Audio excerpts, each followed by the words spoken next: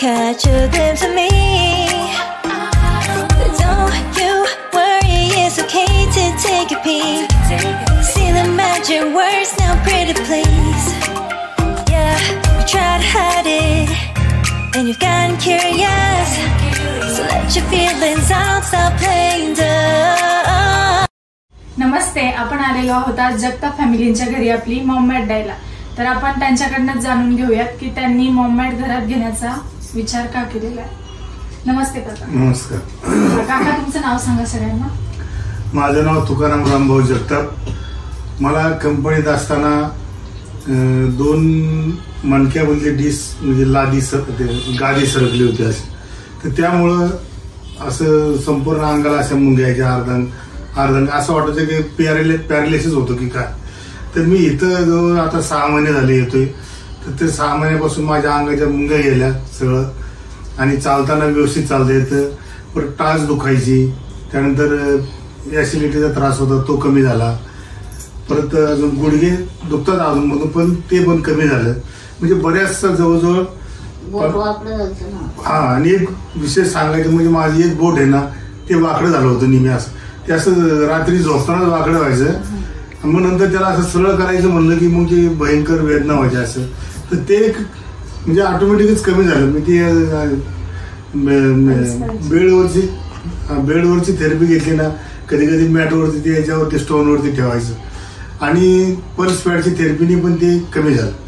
आणि दुसरी गोष्ट अजून एक, माझ्या पोटाला अशी चरबीच्या गाठ होती एक अशी, ते अजूनमधून दुखती. पण 1-2 वेळा स्नेहा मॅडमने तिथं ते हे लावलं, पल्स पॅड लावलं, तर ते दुखायचंच कमी झालं ते. आणि असं कमी झालं म्हणजे असे जवळजवळ मला 50-60% फरक पडला. मग आम्ही काय केलं, फॅमिलीने विचारलं की मॉममॅटच घ्यायची. मग त्या विचाराने आम्ही दोघांनी असं मॉममॅट घेतली. नमस्ते काकू. नमस्ते काकू, तुम्हाला सेंटरला येण्याच्या आधी काय काय त्रास होत होता? मला म्हणजे चालायला येत नव्हतं. इथून एवढ्यात चालली की बसा वाटायचं, आणि काम असं तर काय करूच वाटायचं नाही. असं वाटतं ग पडून राहावं, बोलू सुद्धा वाटत नव्हते. मग आता जरा गुडघे जरा कमी आल्यात, आणि म्हणजे पायऱ्या पण असं उतरता येत नव्हत्या. तरी थोडंफार खाली जायचे, परत आले की परत जाम व्हायचे. बसलं ना तर खूप जाम होतात. असं म्हणजे चालायलाच येत नाही. हातपाय सुजायचे, अंग सगळं सुजायचं, आणि सारखं म्हणजे विचारातच असायचे. मग हे म्हणायचं खाली जा, मी म्हणायचे मला चालायला जर येत नसेल तर कसं जायचं चालत नाही का. दवाखान्यात पैसे गेले. पण आता परत ते झालं की आता ते पित्ताचे खडे झाले पोटामध्ये. मग डॉक्टरने सांगितलं ऑपरेशन करा. मग कशाचं ऑपरेशन करायचं?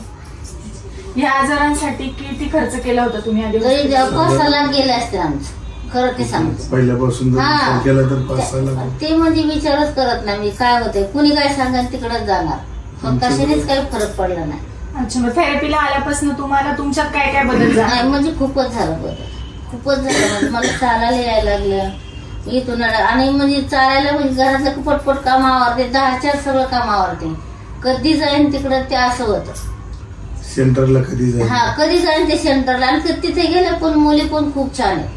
त्या म्हणजे गेल्या की म्हणजे काही म्हणजे तुम्ही पेशंट आहे का काय, काही ते म्हणजे सांगत नाही. आम्ही किती तरी पण ते व्यवस्थित सांगतात, बोलतात, आणि हसून खळून. म्हणजे असं वाटतं कधी येऊच नाही इकडं घरी. एवढे पण ते मुली एवढे छान आहेत ना, बस. मग तुम्ही मॉममॅट घरी घेण्याचा विचार का केला? तेच म्हणलं का तिथं फरक पडला. तिथं किती असतं, 10-15 मिनिटं आपल्याला मिळतं की 20 मिनिटं मिळतं. मग आपल्याला इथं म्हणजे जास्त फरक पडेल ना. घरी असेल ते उपयोगच पडतं ना. तिथं किती असतं, तिथं सगळ्यांनाच पाहिजे असतं. मग आपलं घरी आले की आपलं घेता येतं. घरी आलं की दिवसातून 2-3 वेळा घेऊ शकतो. मग कसं वाटतं आज मॉममॅट तुमच्या घरी आली? खूप छान वाटतं, खूप छान वाटतं. मॉम हेल्थ केअर बद्दल बोलायचं म्हटलं तर आपण जर दवाखान्यात जर गेलो, एखाद्या हॉस्पिटलमध्ये गेलं, तर आपल्याला साधारण पहिल्यांदा 1000-500 रुपये फी द्यावा लागते.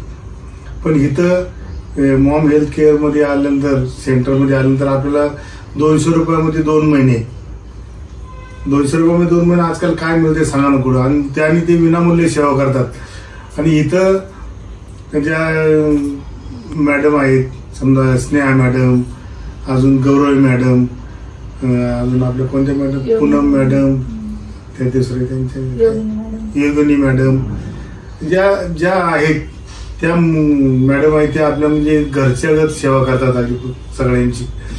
जसं एखाद्या हॉस्पिटलमध्ये आपण गेलं की माणूस घाबरलेला असतो की आता ऑपरेशन करायचं असल्यानंतर माणूस निमा घाबरलेलाच असतो की बाबा आता आतमध्ये गेल्यानंतर काय करणार. तसं त्याला आतमध्ये ऑपरेशन थिएटरमध्ये गेल्यानंतर की मग त्याला झोपवल्यानंतर मग तिथे बरेच नर्स असतात, डॉक्टर असतात.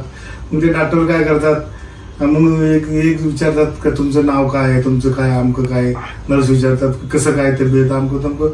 म्हणजे आपल्याला त्यातून निम्म बरं वाटतं की बाबा आता काहीच नाही, की एकदम शांत करतात की बाबा काही भीती आपली एकदम घालून टाकवतात, भीतीच घालून टाकवतात. नंतर मग डॉक्टर अचानक म्हणतात तुम्हाला सुई लागेल बरं का. ते सुई दिली की मग आपलं ते झालं. तसं या सेंटरमध्ये आलं की जे इथल्या ज्या मुली आहेत त्या अगदी इतके छान मार्गदर्शन करतात.